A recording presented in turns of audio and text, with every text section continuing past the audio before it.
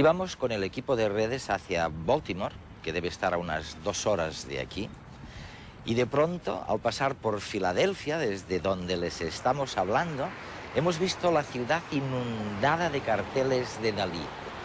Y da la casualidad que Dalí es el pintor que mejor entendió y más aplicó en sus obras de arte la proporción áurea, la proporción divina, esta relación misteriosa que arranca de una curva, vamos, de una recta geométrica hace más de 2000 años y que luego aparece en la cría de conejos, en los pétalos de las rosas, en los cuadros de Dalí. Es la relación misteriosa entre los números y la belleza.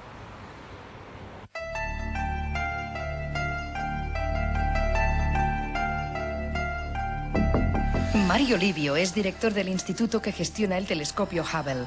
Sus campos de interés abarcan desde los agujeros negros a la formación de planetas. Además, es un fanático del arte y ha publicado libros acerca de la intersección entre arte y ciencia.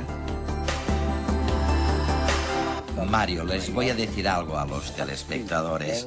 Por supuesto. No estoy muy seguro de que vayan a creerme. Oye, a saber qué dirán si les sugiero que trazando una línea como esta, así, tal y como hizo el inventor de la geometría hace más de 2000 años, y luego creando una proporción aquí, por ejemplo, si les digo a mis telespectadores que esta línea, trazada hace más de 2000 años, Sí. de aquí surge una proporción que luego la encontramos en las galaxias, Sí. en los pétalos de las rosas, en los cuadros e incluso en las pirámides, parece ser. Es sorprendente, ¿verdad? Increíble. Sí, por este motivo mis editores, cuando escribí el libro, hablaron de el número más asombroso del mundo. Es decir, resulta increíble que a partir de algo tan simple como lo que has demostrado que hizo Euclides en el año 300 a.C., se descubriera un número que luego aparece en las plantas, en las galaxias, en la bolsa. Pero eso fue lo que pasó.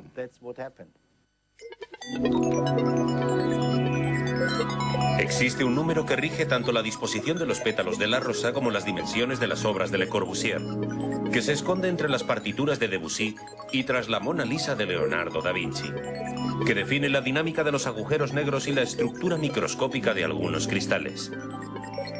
Si quiere saber qué número es, siga las siguientes instrucciones, son muy sencillas. A partir de cualquier número, súmele el siguiente en orden ascendente. Empezaremos, por ejemplo, a partir del 0. Obtendrá una secuencia numérica infinita formada por números cada vez más grandes. ¿Y dónde está ese misterioso número del que hablábamos? Dividiendo cada término entre el anterior.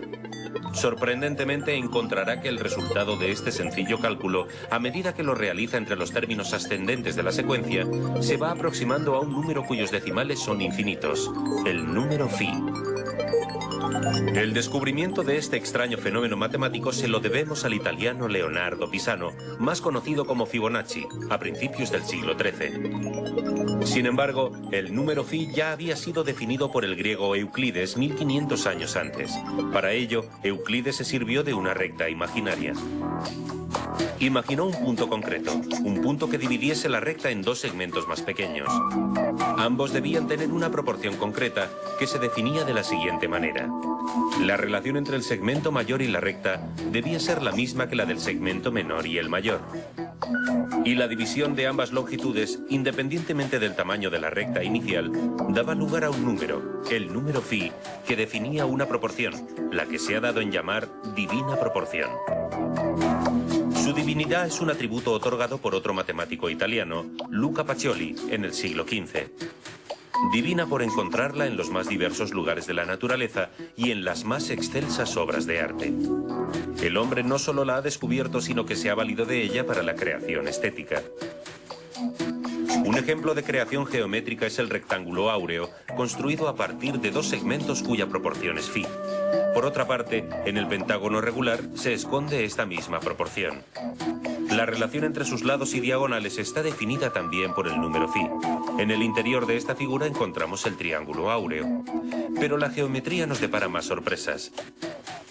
Y es que cuando se dividen ambas figuras, rectángulo y triángulo, obteniéndose progresivamente rectángulos y triángulos áureos más y más pequeños, en su interior se va configurando una misma figura, una espiral logarítmica.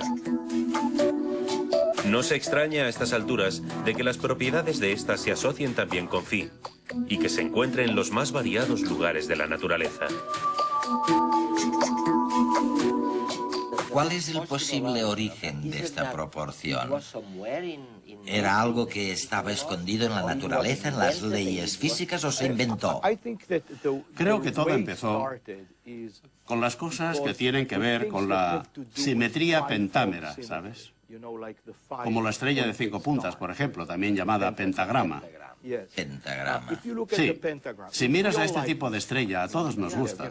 La bandera de Estados Unidos tiene 50 estrellas de este tipo, y bueno, a todos los discípulos de Pitágoras les gustaba mucho esta estrella, porque les gustaba mucho el número 5. El 5 era el número del amor, del matrimonio, y utilizaban dicha estrella como símbolo de su hermandad. Pues bien, en una estrella de este tipo, si miramos, bueno, si tomamos uno de los triángulos y consideramos la proporción de la longitud del lado del triángulo hasta la base del triángulo, eso es exactamente la proporción o sección áurea. Y cada vez que miramos un pentágono, por ejemplo, si tomamos un pentágono y trazamos una diagonal en dicho pentágono, la proporción de la diagonal al lado del pentágono es la proporción áurea. 1.61. Sí, 1.618, sí. Este es el número de oro, la proporción áurea. Los propios griegos, para poder dibujar un pentágono o una estrella de 5 puntas, tuvieron que definir esta proporción áurea, y por ello Euclides lo definió con tanta precisión, con esta línea que dividió en 2 partes. La secuencia de Fibonacci no es solo un fenómeno matemático curioso con el que sorprender a sus amistades. La relación entre números que establece se encuentra a nuestro alrededor de manera natural. En un problema de cría de conejos, por ejemplo. Si se encierra una pareja en un lugar aislado, sabiendo que cada mes tendrán una pareja de descendientes que tardarán otro mes en poder procrear. El primer mes tendremos una pareja, el segundo mes 2, el tercero 3, el cuarto 5 y el quinto 8. Y así, sucesivamente. En la disposición ramificada de flores y árboles encontraremos también esta secuencia. También en los puntos de un tallo en que se insertan hojas y ramas. Pero la relación entre la botánica y Fibonacci no se queda ahí. La mayoría de flores poseen 2, 3, 5, 8, 13, 21, 34, 55 u 89 pétalos. Extraño, ¿verdad? Y es que en la mayoría de especies vegetales, la cantidad de hojas necesarias para dar un giro completo al tallo sigue números de Fibonacci. Puede darse con 2 hojas y un único giro sobre el tronco, o con 3 hojas. También con 5 hojas y 2 vueltas completas al tronco, o con 8 hojas y 3 vueltas, e incluso con más. Todos números de Fibonacci.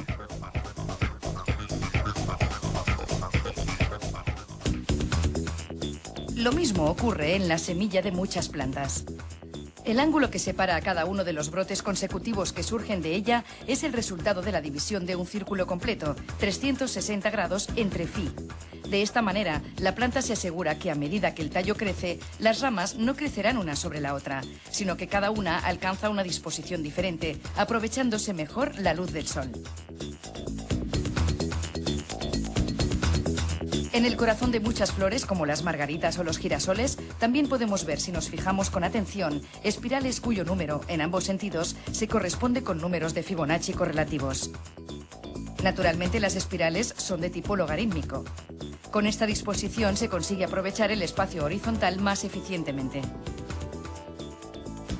Y es que este tipo de espiral, surgida también del mundo de Phi, es muy frecuente en la naturaleza, desde los microorganismos más diminutos hasta las galaxias más lejanas. Moluscos, conchas, cuernos de carneros y colmillos de elefantes, huracanes, remolinos y fósiles se configuran así.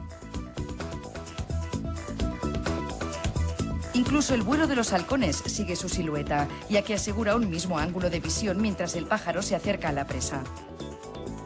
Sin embargo, aquí no acaban las coincidencias. En los últimos años se ha descubierto un nuevo tipo de cristales, formados por figuras tridimensionales que también mantienen la proporción divina en su geometría, dando lugar de nuevo a un empaquetamiento muy estable en el espacio.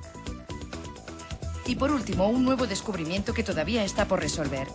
Y es que un agujero negro pasa de calentarse a enfriarse cuando el cuadrado de su masa dividido entre el cuadrado de la velocidad con que rota dan como resultado phi. ¿Casualidad o motivo oculto? De momento, resulta un misterio. Hay una idea o fantasía sorprendente. Es la serie de Fibonacci. 1, 2, 3, 5, 8 y así. Bueno, como sea, añadiendo los últimos dos se consigue siempre alargar la serie. Es fantástico, es increíble. Has explicado la historia de cómo intentó explicarlo y cómo Fibonacci llegó a la serie observando conejos. ¿Y por qué no nos lo cuentas? Pues bien, Fibonacci vivió en el siglo XIII. Fue una persona muy interesante, posiblemente el principal matemático de su época en Europa. Cabe recordar que por aquel entonces en Europa se utilizaban todavía los números romanos, aunque los hindúes y los árabes ya utilizaban los números indoarábigos. Y de hecho adoptó como misión introducir los números indoarábigos en Europa, porque calcular con números romanos no era una tarea sencilla. Y escribió un libro llamado Liber Abaci, en el que se solucionaban muchos problemas. Uno de ellos es el problema sobre los conejos que mencionas. Que si encierras una pareja de conejos, al cabo de un mes tendrán un conejo que a partir del mes siguiente también tendrá nuevas crías de conejo cada mes. Y quería saber cuántos conejos había al año, por decirlo así. Y así se obtiene la secuencia de 1, 1, 2, 3, 5, etc., en la que cada número, empezando por el tercero, equivale a la suma de los dos números anteriores. Bueno, esto por sí mismo hubiera sido tan solo una curiosidad sorprendente si no fuera porque esta misma secuencia aparece en muchos lugares. ¿Cómo? ¿Cómo cuáles? Como la disposición de las hojas de las plantas, por ejemplo, ¿sabes? Se puede ver en las hojas de las plantas o en los girasoles. En los girasoles, en la cabeza del girasol, se ven espirales en una dirección u otra. Y si las contáramos, veríamos que siempre son dos números de Fibonacci, en una dirección y en la otra. O en los pétalos de la margarita, por Sí, ejemplo. en efecto. Los he contado yo mismo, ¿eh? En mi jardín recogí una margarita. Lo más interesante es que si partimos de la secuencia de Fibonacci y avanzamos lo suficiente en la secuencia, la razón de dos números adyacentes cualesquiera se acerca más, y más a la proporción áurea. Así que la secuencia de Fibonacci es la proporción áurea, pero disfrazada. Es increíble. Esto es lo que la hace tan fascinante, que esta frecuencia y la proporción áurea aparecen en muchísimos fenómenos reales, ya sean naturales o realizados por el hombre. Sin embargo, quiero resaltar que no hay nada especialmente misterioso en todo esto. No hay magia. No, en este número no. Es decir, hay que dejar a un lado la mitología. En realidad surgen de las propiedades de los sistemas que estudiamos, que o bien presentan una simetría pentámera, por lo que siempre tienen la sección áurea, o bien es una necesidad. Por ejemplo, en el caso de la planta. Las hojas están dispuestas de este modo porque si estuvieran, pongamos, formando 90 grados, al acabar un giro, las próximas hojas se solaparían con las anteriores. Y esto no es bueno para la planta, porque las hojas necesitan luz y lluvia. Así que hay que encontrar el ángulo que aproveche el espacio con más eficacia. Y resulta que este ángulo está relacionado con la proporción áurea, porque así es como matemáticamente se puede. Tiene que ser así, oye. Sí, no es que las plantas sepan matemáticas o lo que sabes, necesitan sobrevivir. ¿Y qué es lo que encontró Dalí en esta proporción áurea para incluir ese dodecaedro en su famoso cuadro de la Sagrada? El Sacramento de la Última Cena, sí. De hecho, en este cuadro Dalí incluyó la proporción áurea dos veces. En primer lugar, si miramos la proporción de la longitud del cuadro con respecto a la altura, equivale a la proporción áurea. Además, pintó este gran dodecaedro suspendido sobre la mesa porque el dodecaedro, para Platón, representaba todo el universo. Y resulta que el dodecaedro está estrechamente relacionado con este número, 1,618.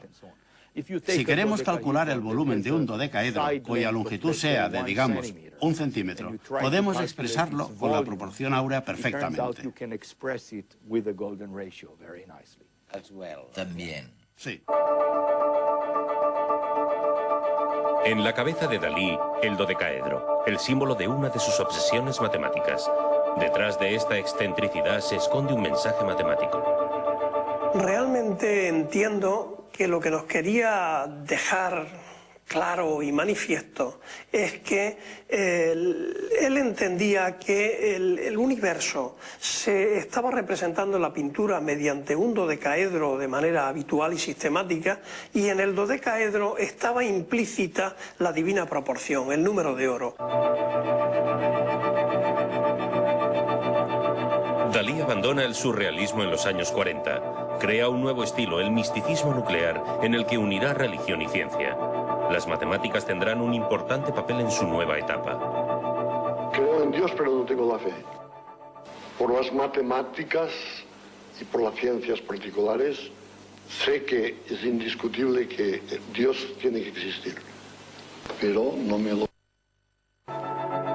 Parte de esa fe se la darán las proporciones divinas del número de oro, Phi.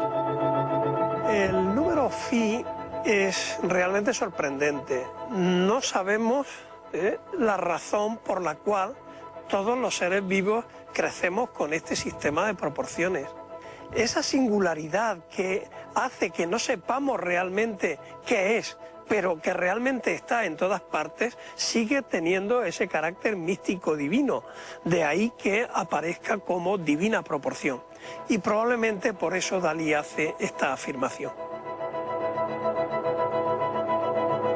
Por eso yo ahora, que voy siempre a contrapelo de mi época, estoy buscando el arquetipo vitruniano, que después lo pasó a Lucas Pacioli, de la Divina Proporción. La obra de Pacioli, el autor renacentista que escribió el Tratado de la Divina Proporción, le apasiona, pero quien realmente le enseña a aplicar el número de oro es un matemático rumano, Attila Jica. Salvador Dalí conoce en Estados Unidos, en una de sus estancias en los años 40 del siglo XX, conoce a un matemático rumano llamado Attila Jica. Además de matemático, era filósofo, y este personaje fue el que retomó la obra que se había perdido a lo largo de la historia de Luca Pacioli sobre la Divina Proporción. En Estados Unidos pintará el primer cuadro en el que aplica la Divina Proporción. Utilizará la división en rectángulos áureos y trazará la espiral de Durero. Así surge la semitaza volante con anexo inexplicable de 5 metros de longitud. El matemático Jica le enseña más formas para representar el número de oro. Una de ellas es la estrella pentagonal, el símbolo de los pitagóricos, una figura geométrica en la que el número de oro tiene gran presencia. Por ejemplo, la relación entre la diagonal del pentágono y su lado es el número de oro. Los segmentos AB y BC dan también el número de oro. Entre BD y DE también existe la divina proporción. El cálculo puede ser infinito. Así pues, la figura más divina es la que Dalí escoge para representar a su propia divinidad, a Gala. En la parte inferior del cuadro, Dalí deja constancia de su intención anotando los cálculos de phi.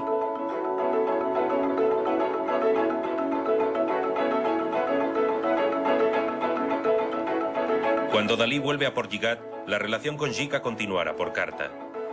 El matemático rumano le explica los detalles de un poliedro platónico, el dodecaedro, que Dalí utiliza para una de sus obras místicas más importantes, la Santa Cena.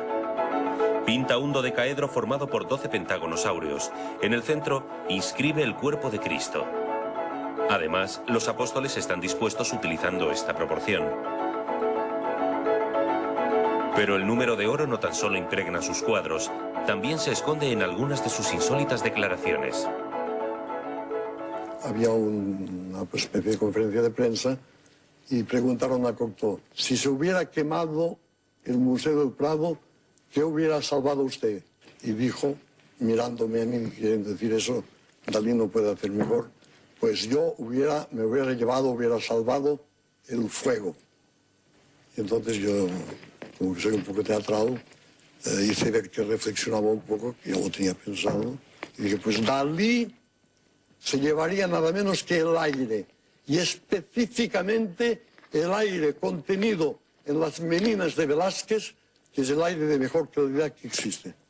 ¿Cómo consigue el movimiento de ese aire en esa estancia? Pues lo hace apoyándose en el desarrollo de una espiral áurea, la espiral de Durero, que entra por la ventana y acaba en la paleta y el pincel de Velázquez.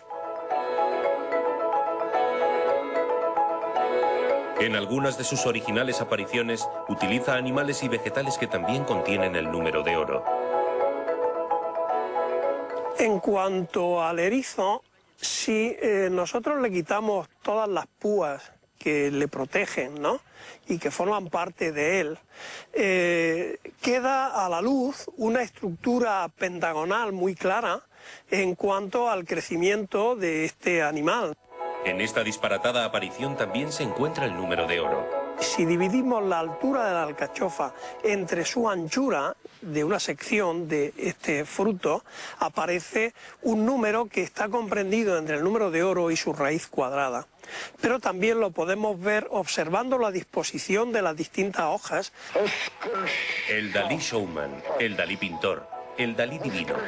Todos los Dalís que conocemos aplican de un modo u otro las proporciones del número de oro. Adiós.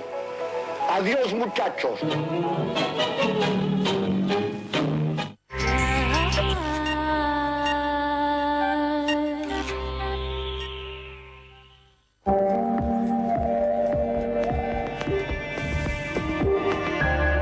Dependiente en la 2.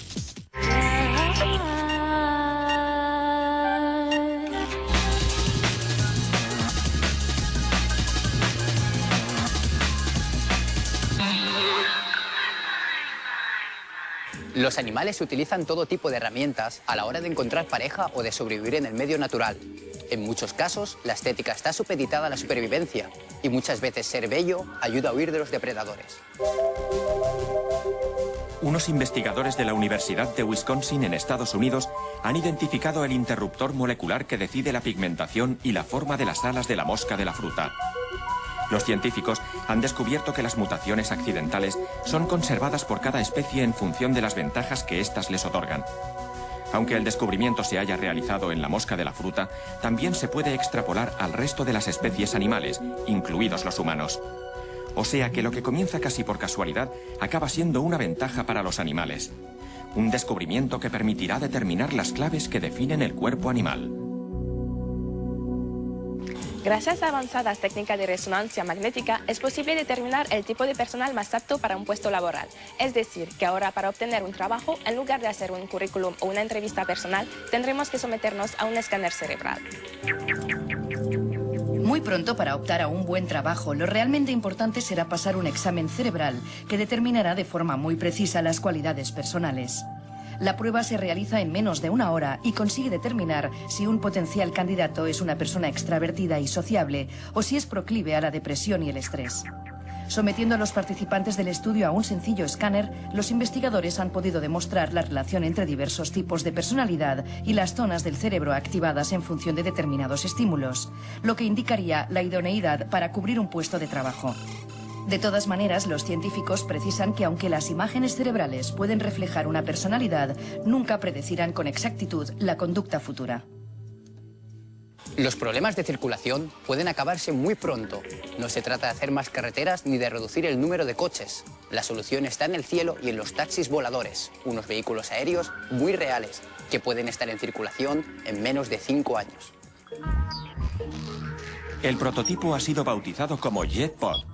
El avión, medio helicóptero o medio coche, puede despegar y aterrizar en un tramo de tan solo 125 metros. JetPod podrá realizar las primeras pruebas de vuelo el año que viene y se comercializará a finales del 2010. Según los primeros ensayos, transportarán hasta 7 pasajeros que deberán desembolsar 18 euros por trayecto. Los creadores del invento, además de descongestionar las vías de las grandes ciudades, aseguran que la nueva fórmula es mucho más respetuosa con el medio ambiente que los coches. Además, las paradas y estaciones de los JetPod se pueden construir aprovechando el trazado de ríos, caminos y ferrocarriles. Otra ventaja es que se trata de una tecnología ultraligera, con mucha capacidad de aceleración y muy silenciosa. Un gesto tan banal como reciclar una caja de medicamentos puede evitar la tala de un árbol. Gracias a todos los envases de fármacos que se reciclaron el año pasado, se ha evitado la destrucción de 5.000 árboles en el territorio español. Además de impedir la tala de 5.000 árboles, la iniciativa de recuperar envases y restos de medicamentos ha permitido generar suficiente energía como para que funcionen 40 colegios a lo largo de un año entero. El sector farmacéutico recogió en 2004 1.700 toneladas en los contenedores situados en las farmacias y en los centros hospitalarios de atención primaria. Estas cifras indican que se recogieron 3 kilos de residuos al mes por cada habitante. Del total de envases se logra reciclar en torno al 30%, mientras que los fármacos que no se pueden separar del envoltorio, como jarabes o pomadas, se destinan para generar energía. Para optimizar el reaprovechamiento, siempre se tienen que reciclar los fármacos con envase y prospecto incluido.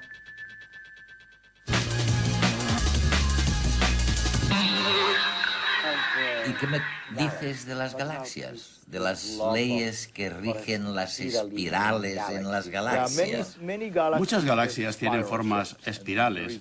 Por ejemplo, detrás de ti puedes ver la galaxia M51 con esta forma. Muchas galaxias, incluida la nuestra, la Vía Láctea, tienen forma espiral. Esta espiral recibe el nombre de espiral logarítmica, puesto que tiene la propiedad de que en movimiento crece de un modo concreto. Como una monita. Sí. Se observa, por ejemplo, en el Nautilus Pompilius. Y en muchas cosas más se observa este tipo de forma. Es precioso. Es realmente bonito. Hubo un matemático famoso, Bernoulli, que escribió un libro sobre esta espiral tan hermosa. Resulta que este tipo de espirales, no todas, pero las espirales logarítmicas sí, están relacionadas con la proporción áurea, en el sentido de que si tomamos un rectángulo, cualquier rectángulo, bueno, perdona, no cualquier rectángulo, uno cuya longitud con respecto a la anchura sea la proporción áurea, y si cortamos un cuadrado, obtenemos un rectángulo más pequeño que también incluye la proporción áurea. Si volvemos a cortar otro cuadrado, otro más pequeño, sigue siendo un rectángulo áureo. Si conectamos los puntos de corte, obtenemos una espiral logarítmica. Ya lo veo, fantástico. Sabes, colecciono algunos fósiles y tengo una monita que es exactamente como tú estás diciendo. A medida que evolucionan, crecen, las líneas son hermosísimas. Bueno, parece que ocurre algo muy parecido con la música también. De hecho, al parecer, Pitágoras, según cuenta la historia, estaba caminando por la calle y oyó un ruido en un taller, entró y bueno, y allí empezó lo que sería el principio de la armonía. Incluso en la actualidad, cuando hablo con músicos, a menudo les formulo la siguiente pregunta. Les digo, oye, ¿cómo puede ser que esto suene bien y en cambio esto otro suene tan horrible? Es decir, ¿por qué suenan bien las cosas? ¿Tiene algo que ver también con la proporción áurea? Que algo suene bien o mal no está directamente relacionado con la proporción áurea. Es decir, lo que al parecer descubrió Pitágoras fue que, a partir de frecuencias con proporciones de números simples, como por ejemplo del 2 al 3 y del 1 al 4, obteníamos sonidos consonantes, que nos sonaban bien. Mientras que las frecuencias que no estaban en proporciones de números simples nos sonaban disonantes. Sin embargo, se ha sugerido que algunos compositores utilizaron la proporción áurea en su música. Por ejemplo, se ha dicho que Bartók compuso sus obras de tal modo que si contamos los compases desde, pongamos, el inicio de la pieza y un momento en el que se produce un cambio, y luego hasta el final, el número de compases responde a la proporción áurea. Creo que los indicios sobre Bartók no son muy convincentes. Me parecen más convincentes las pruebas sobre Debussy. Sí, por lo visto Debussy sí lo hizo. Debussy conocía a un grupo de pintores llamados Les Navys, y ellos conocían la sección áurea y hablaban a menudo del tema. Así que él posiblemente habló de ello. Y también escribió una vez una carta a su editor y le dijo: en la obra que te he mandado falta un compás, pero es muy importante para el número de oro, así que tal vez lo utilizara en su música.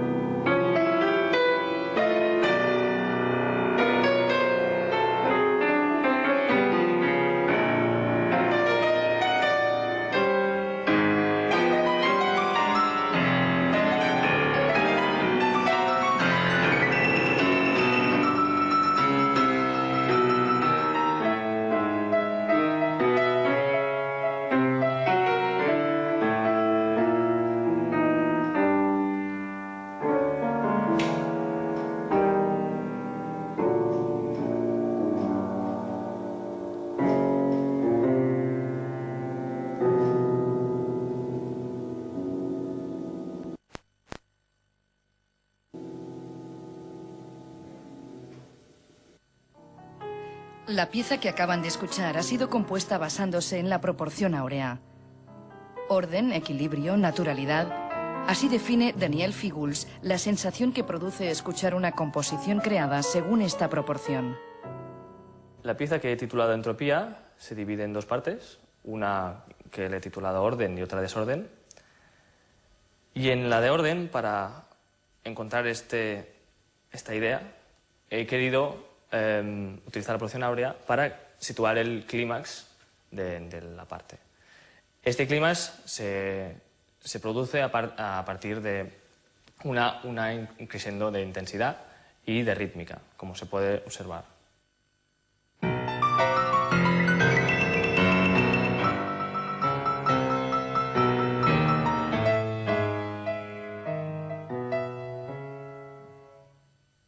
El clímax siempre es la parte más intensa, más consciente de la obra, y por eso los compositores acostumbran a saber exactamente dónde la ponen.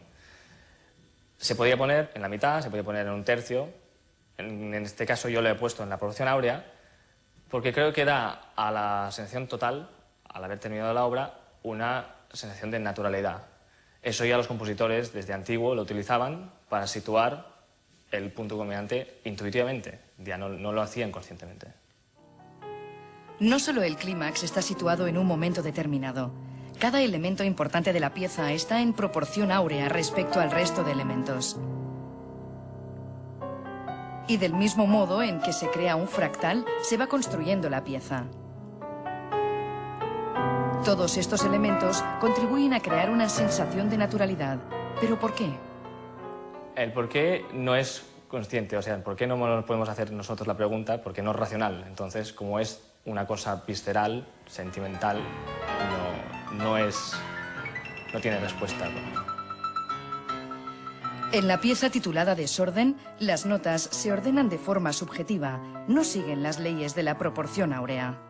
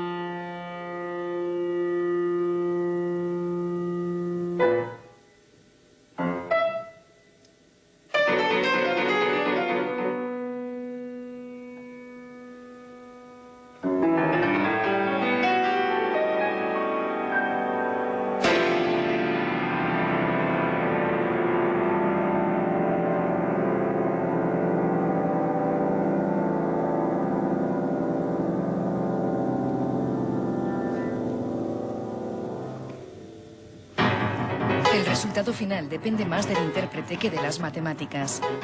Si el orden nos parecía previsible, ahora el desorden nos mantiene en tensión. La sensación que provoca la primera pieza es una sensación de naturalidad, de inconsciencia, de que la música fluye interiormente sin tener que pensarla. En la segunda, por el contrario, él necesita una escucha mucho más consciente. En realidad yo manipulo al oyente de forma que debe mirarme, debe escucharme. O sea que si los números se pueden utilizar para expresar algo tan maravilloso y sofisticado como la armonía de la música, parecería lógico entonces que los números pudieran utilizarse para expresar las leyes físicas, las leyes naturales. Esto es lo que decía Pitágoras, fue el primero en decirlo. Según él, todo es número. Y de hecho utilizamos las matemáticas.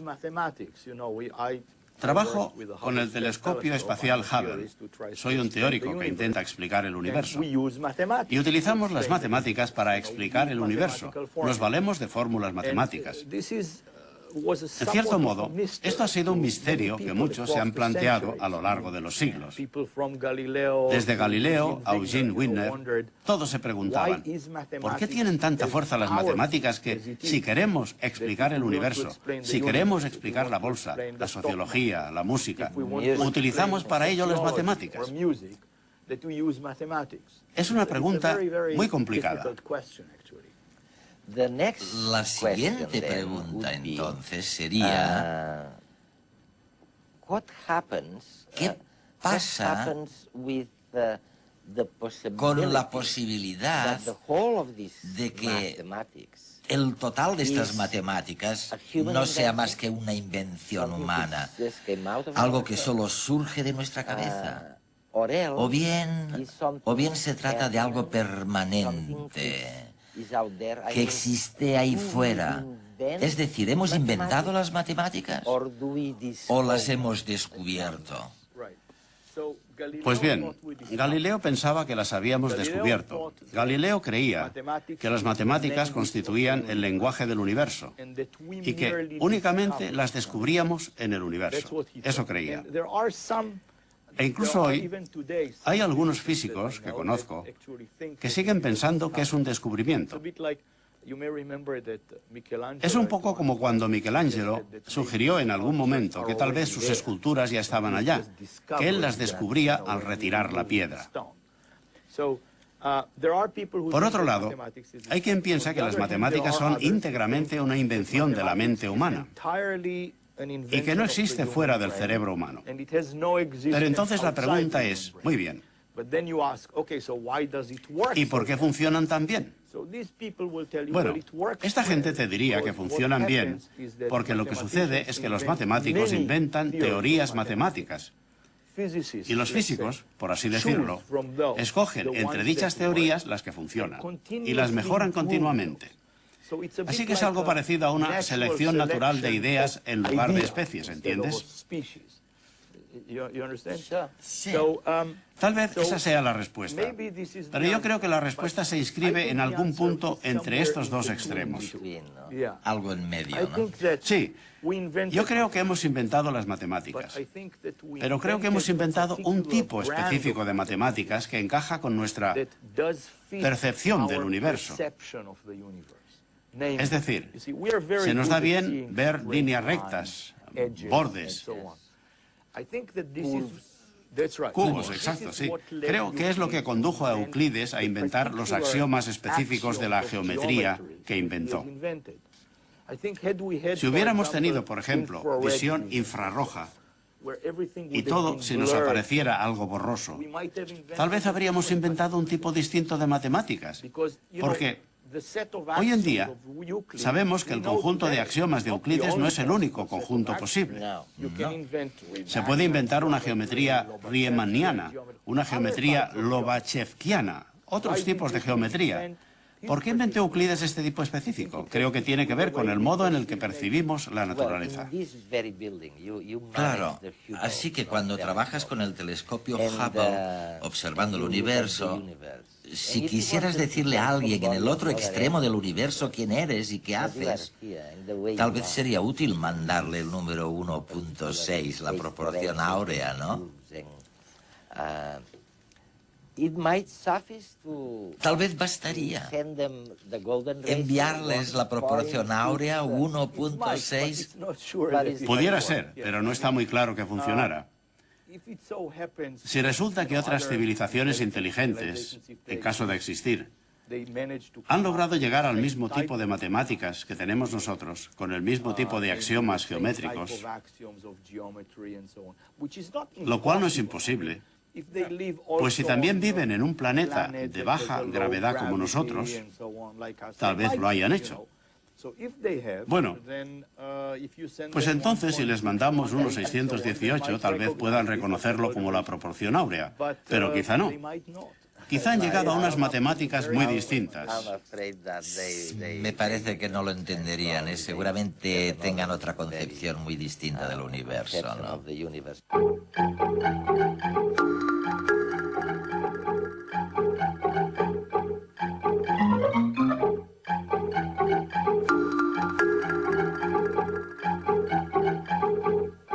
Con la aparición de la fotografía y el cine hace más de 100 años, el hombre por primera vez en su historia puede capturar la realidad tal como es.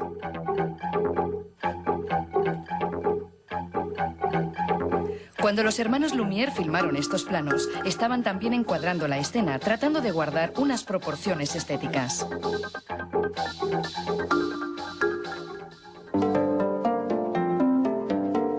El cine y la fotografía están íntimamente relacionadas con las proporciones. Las fotografías que hacemos están enmarcadas en un rectángulo de proporciones precisas. La pantalla de nuestro televisor y la proyección en una sala de cine tienen unas dimensiones que no son fruto de la casualidad. ¿Pero tendrán alguna relación con la proporción áurea?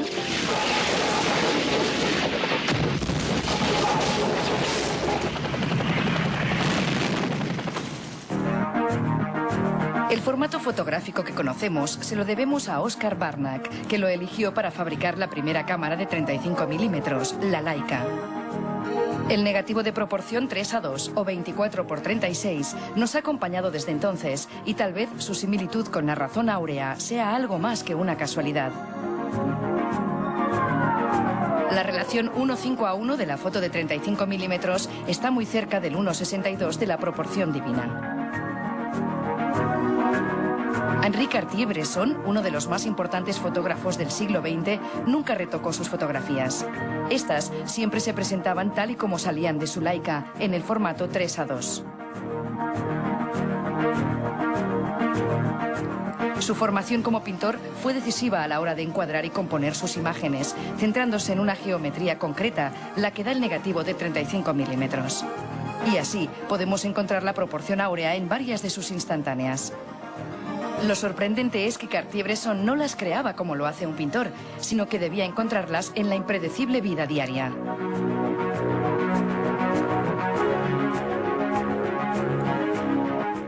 El cine surgió del mismo negativo de 35 milímetros, pero cada fotograma era la mitad que en fotografía.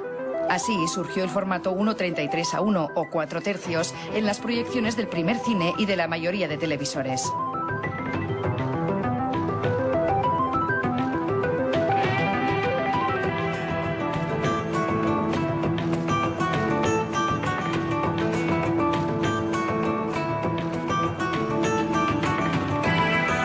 Pero con el tiempo, poco a poco, las pantallas de cine se han ido ensanchando. Y en cierta manera es lógico, ya que la situación de nuestros ojos en un plano horizontal hace que tendamos a una visión panorámica de las cosas.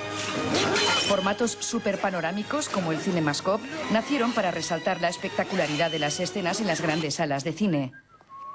Y en los últimos años se ha ido imponiendo el 1:85:1 bajo la influencia de la Academia de Hollywood. Sin embargo, el formato cinematográfico que más se acerca a la razón áurea es el 1:66:1, muy utilizado en el cine europeo de las últimas décadas.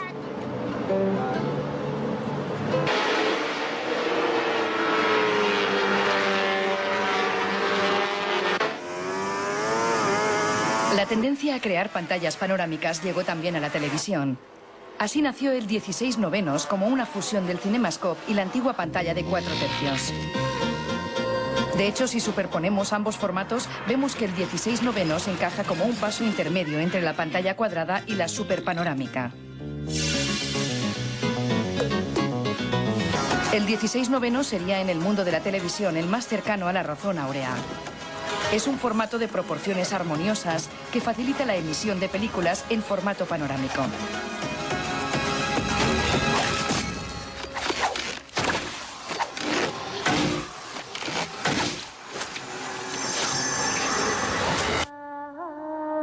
En redes lo utilizamos recortando la imagen con dos franjas.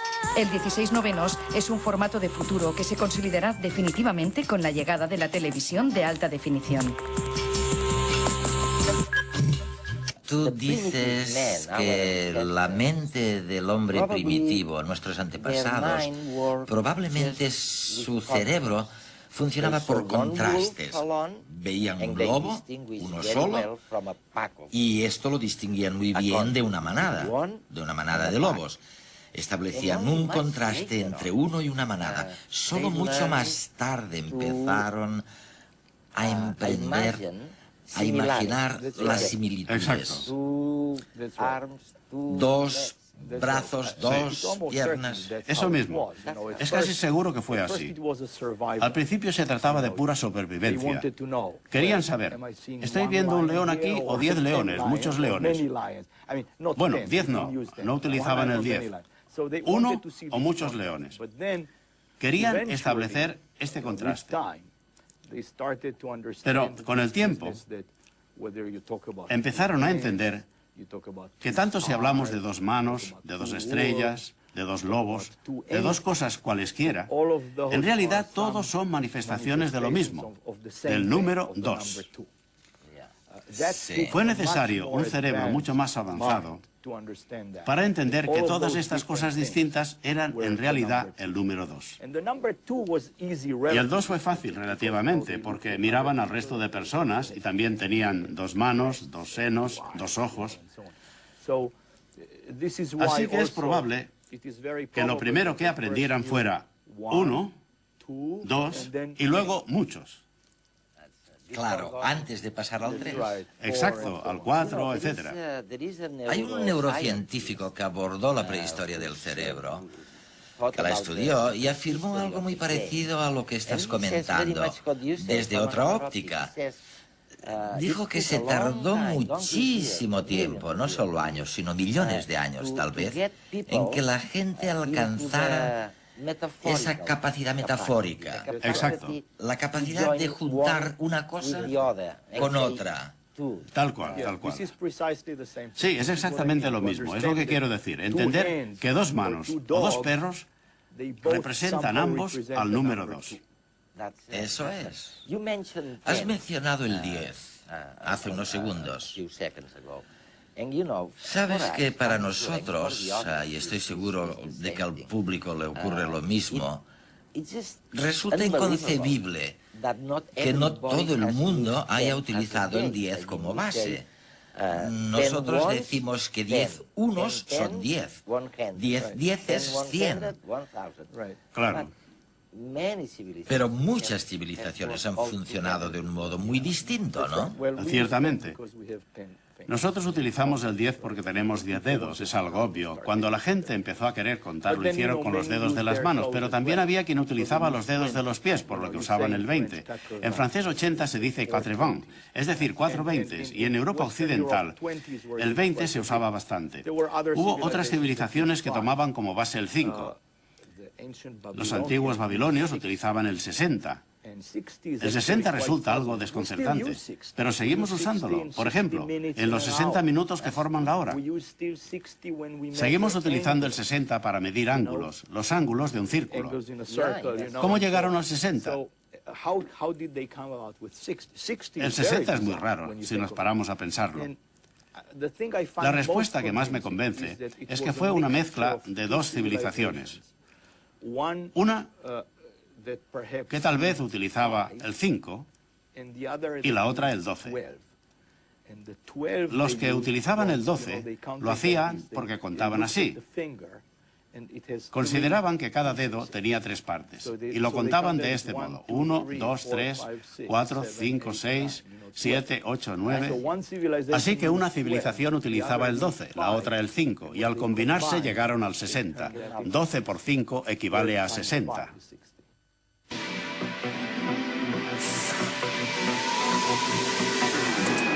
Como viene siendo habitual, el equipo de redes quiere potenciar la participación de todos los espectadores a través del concurso La Cuestión. En la presente edición os pedíamos que respondieseis de forma argumentada a la pregunta: ¿qué creencia popular puedes demostrar que es falsa?